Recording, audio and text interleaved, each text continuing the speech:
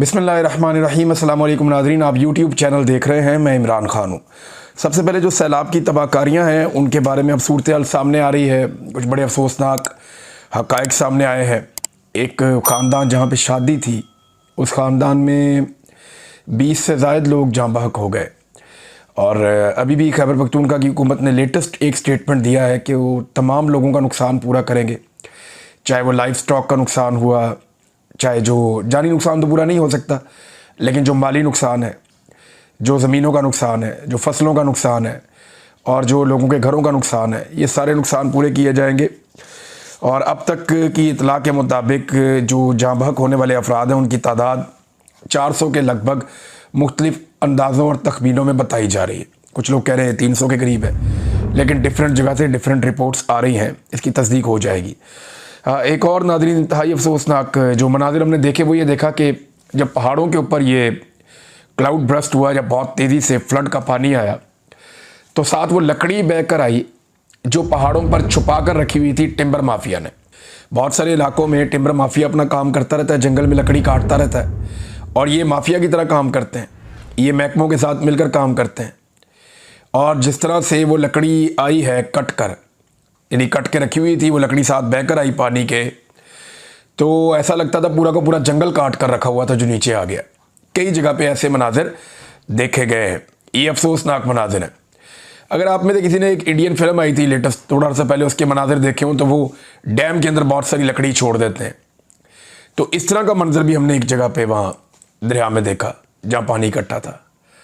और कई जगह पे लकड़ी बह कर आई है और बहुत बड़े पैमाने पर बह कर आई है। ये लकड़ी किसकी थी?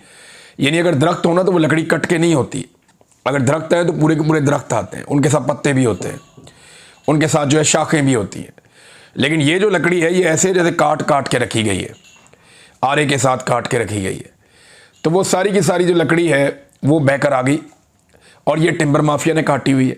मैं सिर्फ पाकिस्तानियों को एक बात कहना चाहता हूँ कि टिम्बर माफिया जब आपके इलाके में जंगल काटता है ना, तो नॉर्मली आप लोग पता क्या करते हैं? मैंने कई इलाकों में जाकर लोगों को कहा कि भाई यहाँ लकड़ी कटती है, आप क्यों नहीं रोकते? तो आम शहरी पाकिस्तान के पता क्या कहते हैं? वो ये कहते हैं ये गवर्नमेंट का काम है, हमारा काम नहीं है। सरकारी जंगल काट रहे हैं, हमारा दरख्त थोड़ी काट रहे हैं। तो सरकारी जंगल काट रहे हैं तो सरकार जाने और टिम्बर माफिया जाने, हम क्यों किसी के साथ पंगा लें या हम क्यों किसी के साथ सर कपाएं? ये आम शहरी नॉर्मली ये कहते हैं। तो अब आप देखें उसका अंजाम। ये जंगल जो इन्होंने काटे हैं ये सरकारी नहीं है, आप मालिक हैं इसके।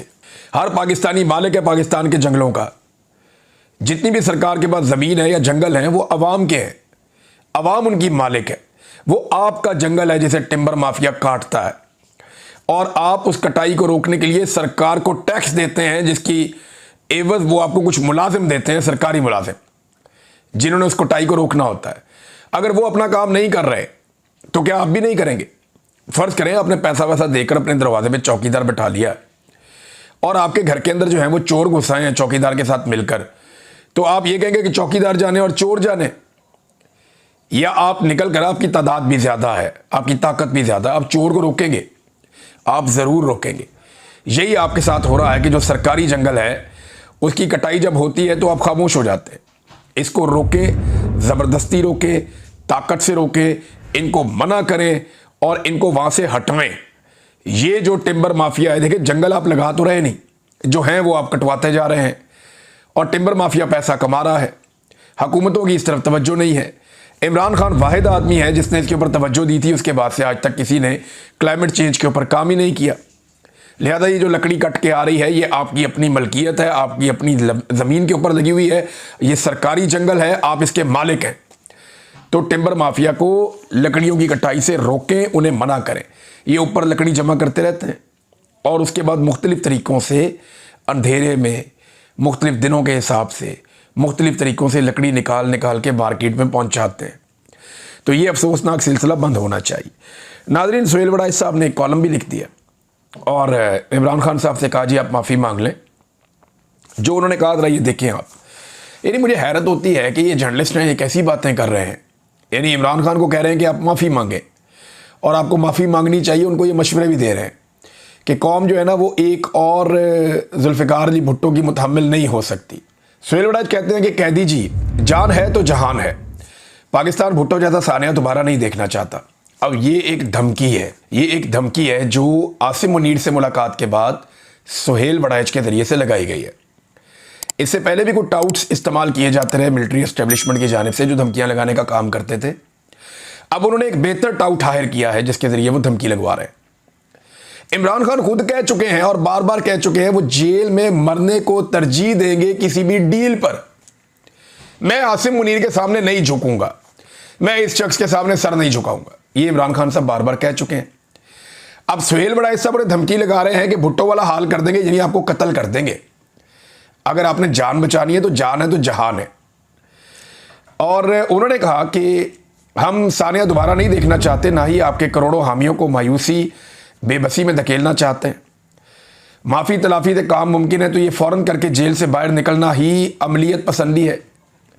डियर कैदी जी, आप बार बार कहा करते थे यू टर्न अच्छे होते हैं, एक यू टर्न मुल्की इस्तेहकाम के लिए भी ले लें, अगले इलेक्शन तक चुप का रोज़ा रख लें।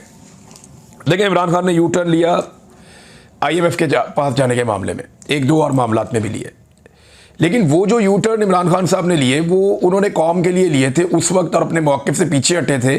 लेकिन इमरान खान एक बात और भी कहता था जो सुहेल वड़ैच साहब भूल गए। इमरान खान ने कहा था कि मैं अपने मकसद तक पहुंचने के लिए यू टर्न ले सकता हूं, लेकिन अपने मकसद पर यू टर्न नहीं ले सकता। अब इमरान खान ये कहते हैं कि पाकिस्तान की एस्टेब्लिशमेंट से जो हकीकी आज़ादी है वो पाकिस्तानी कौम को दिलवानी है, ये उनका मकसद है।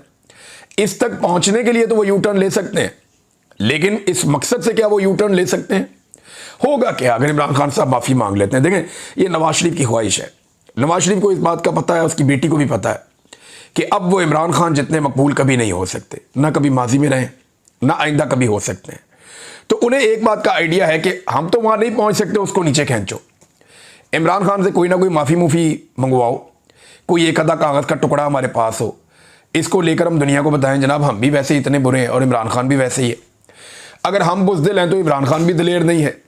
अब ये वो सारी कहानियां आवाम को सुनाने के लिए, अपने आप को रेलिवेंट बनाने के लिए इमरान खान को नीचे खींचना चाहते हैं। खुद तो ऊपर नहीं जा सकते, लेकिन उन्होंने हल ये निकाला कि इमरान खान को नीचे ले आए। अगर इमरान खान ने माफ़ी मांग भी ली तो ये सच्चे दिल से माफ़ी क्या होती है, यानी इसका पैमाना क्या है? Army chief field marshal Asim Munir को कैसे पता चलेगा कि ये जो माफ़ी मांगी है ये सच्चे दिल से है या नहीं है? उसका क्राइटेरिया क्या होगा? क्या बावजू होकर कोई ख़ास तरीक़ाकार करके, कोई सच्चे दिल से खुशू खुजू के साथ, वो कैसे पता चलेगा कि ये जो माफ़ी मांगी गई है ये सच्चे दिल से माफ़ी मांगी गई है या झूठे दिल से माफ़ी मांगी गई है? एक तो ये मुझे बहुत अजीब लगता है जो ये बात की जाती है। दूसरा, अगर इमरान खान साहब इस मामले में एस्टेब्लिशमेंट से हार जाते हैं, फ़र्ज़ करें, तो क्या होगा? होगा ये कि अगले कुछ अरसे तक के लिए, या हो सकता है कि लंबे अरसे तक के लिए, अवाम के अंदर से ये ख्वाहिश या उम्मीद दम तोड़ जाए कि जनाब एस्टेब्लिशमेंट को शिकस्त दी जा सकती है, या एस्टेब्लिशमेंट से जान छुड़ाई जा सकती है, या एस्टेब्लिशमेंट के जुल्म से बचा जा सकता है। हो सकता है लोगों में ये उम्मीद दम तोड़ जाए और इस वक्त एस्टेब्लिशमेंट को यही चाहिए कि पाकिस्तान की आवाम ये सोचना भी बंद कर दे कि किसी दिन वो पाकिस्तान की एस्टेब्लिशमेंट को अपने ताबे कर लेंगे। अब इसमें सुहेल वड़ैच साहब ने जो कॉलम लिखा वो तो आपके सामने, मैंने आपको बता दिया कि वो मशवरे दे रहे हैं, साथ धमकियाँ भी पहुँचा रहे हैं। लेकिन ये सुहेल वड़ैच साहब का पुराना तरीक़ाकार है। ये एस्टेब्लिशमेंट के आज की दासी नहीं है, ये एस्टेब्लिशमेंट की आज से गुलामी नहीं कर रहे। ये बहुत पुराने एस्टेब्लिशमेंट के मुती हैं, ये बहुत पुराने एस्टेब्लिशमेंट के चाहने वाले हैं। यानी हमें तो ये कहते हैं ना लोग कि जनरल बाजवा से या फैज़ से हमारे अच्छे ताल्लुकात थे। मैं लानत भेजता हूँ, मैं सारी ज़िंदगी कभी फैज़ हमीद को मिला भी नहीं, और जनरल बाजवा से जो मुलाकात हुई उसके अंदर भी इख्तलाफ हो गया। यानी मैंने जनरल बाजवा को उसके मुंह पर कहा था कि जनरल साहब 70 साल आपने चूरन बेचा कौम को कि कश्मीर को आज़ाद करवा लेंगे। अब आप हमें कह रहे हैं कि जाकर हम कौम को ये बताएं कि जनाब भूल जाएं कश्मीर को और इंडिया के साथ ताल्लुकात नॉर्मलाइज करें। ये नहीं होना। फिर मैंने कहा ये जो आपने बनाई तरीके लबैक के बारे में मैंने कहा ये लाहौर से लेके पिंडी तक ये जो आपने खेल खेल दिया है ना, ये आपको किसी दिन पता चल जाएगा जो ये आपके साथ करेंगे। और आप हमें चाहते हैं कि हम जाके इनसे लड़ें, तो आप क्या करेंगे? आपको ये फैसला खुद करना पड़ेगा कि आपने कौम के साथ ये क्या किया। ये चीज़ें मैंने उनके सामने रखी थी। तो मेरी तो जनरल बाजवा से जो मुलाकात हुई, एक दो मुलाकातें, वो भी इसी तरह की थी, कोई अच्छी मुलाकातें नहीं थी, बदमज़ा वाली थी। जनरल फैज़ से मैं सारी ज़िंदगी मिला ही नहीं। अब आप अंदाज़ा करें कि सुहेल वड़ैच साहब जो खुद को एक न्यूट्रल सहाफ़ी कहते हैं, ये ज़रा जनरल बाजवा और जनरल फैज़ के बारे में क्या कहते थे, ज़रा ये भी आप सुन लें। जब जनरल बाजवा को एक्सटेंशन दी गई तो सुहेल वड़ाई साहब ने लिखा कि बिलाखिर पाकिस्तान की पायदार तरक्की का रास्ता हमवार हो चुका है, क्योंकि तारीख के तालिब इल्म और तरक्की के ख्वाहां जनरल कमर जावेद बाजवा को मजीद 3 साल के लिए आर्मी चीफ बना दिया गया है। इस फैसले पर वज़ीर आज़म इमरान खान अमरीका, यूरोप और दुनिया भर के ममालिक से मुबारकबाद के मुस्तहिक हैं, क्योंकि अब पाकिस्तान अमन और तरक्की की राह पर ही चलेगा। अंदाज़ा करें, यही सुहेल वड़ाइच हैं जो जनरल बाजवा की शान में भी कसीदे पढ़ा करते थे और उनके बारे में और क्या कुछ कहा करते थे। यानी इन्होंने, ज़रा ये जुमले आप सुने, आपकी जो है ना, आपका ईमान ताज़ा हो जाएगा। उन्होंने कहा कि तारीख का शऊर रखने वाले जनरल कमर जावेद बाजवा ना अफगानिस्तान में खाना जंगी चाहते हैं और ना ही भारत के साथ जंग। सो दुनिया भर के अमन पसंदों के लिए जनरल बाजवा की तकर्री एक खुशखबरी है। जब जनरल बाजवा की एक्सटेंशन की अफवाहें गर्म थी तब ISI के सरबराह जनरल फैज़ हमीद ने ओहदा नहीं संभाला था, मगर जहां 4 सीनियर तरीन जर्नलों के मुस्तकबिल पर सवालिया निशान लगा है, वहीं जनरल फैज़ हमीद जैसा आयरन मैन जनरल बाजवा की मावनत जारी रखेगा और जनरल कमर जावेद बाजवा की 3 साला मुद्दत मुलाजमत में तोसी के बाद अगर वो अगले आर्मी चीफ के लिए सबसे ताकतवर उम्मीदवारों की दौड़ में शामिल हो चुके हैं, यानी वो ये कह रहे हैं कि अब फैज़ हमीद जो है वो अगले आर्मी चीफ आ रहे हैं। उसके अलावा और भी तारीफें की तरह ये भी सुने आप। आगे वो कहते हैं कि जनरल फैज़ हमीद 4 सीनियर तरीन जर्नलों में शामिल होंगे और अगर उन्हें भी इसी तरह 6 साल यानी 2028 तक बतौर अगले army chief of the staff अपनी पॉलिसी तसलसल से जारी रखने का मौका मिलता है तो पाकिस्तान भी मलेशिया, हांगकांग और चीन के मॉडल की तरफ फायदा उठाकर और तरक्की करके 12 साल गुजार कर नई मंजिलों की तरफ गामजन हो चुका होगा। यानी ये कह रहे थे कि पाकिस्तान चाइना बन जाएगा, मलेशिया बन जाएगा, हांगकांग बन जाएगा। अगर जनरल बाजवा ने ये 3 साल निकाल दिए, उसके बाद जनरल फैज़ हमीद को आर्मी चीफ बनाया गया और उसने भी 6 साल निकाल दिए तो पाकिस्तान हांगकांग बन जाएगा। कमाल कर देगा पाकिस्तान तरक्की का। पाकिस्तान जो है वो एक बेहतरीन मॉडल पाकिस्तान तरक्की का अपना लेगा। ये जो कल कहानी सुना रहे थे जनरल आसिम मुनीर साहब की कि इनके पास 10 साला मनसूबा है, 5 साला मनसूबा है। अब ये कह रहे थे कि जनरल अयूब ने पायदार तरक्की, मुआशी तसलसल और सियासी इस्तेहकाम का 10 साला मॉडल बनाया और फिर इसे चलाया, डैम बनाए और पाकिस्तान को मलेशिया और जनूबी कोरिया की सतह पर ले जाने ही वाले थे कि अदम इस्तेहकाम हो गया, सियासी अदम इस्तेहकाम हो गया। ये शख्स बहुत पुराना जर्नलों का मोती है, बहुत पुराना जर्नलों के साथ खुशामद करने वाला है। मैं सुहेल वड़ाइच साहब के बारे में ये कहना नहीं चाहता था, लेकिन जो भी डिक्टेटर आता है परवेज़ मुशर्रफ से लेकर अब तक, सुहेल वड़ाइच साहब ने दबा के इनकी तारीफ़ें की और इनकी गेम उठाई और इनके कसीदे पढ़े और फिर वक्त आने पे ये इनकलाबी भी बन जाते हैं। कॉलम में 2 लाइनें शामिल करके ये इनकलाब के अंदर अपना नाम भी लिखवा लेते हैं।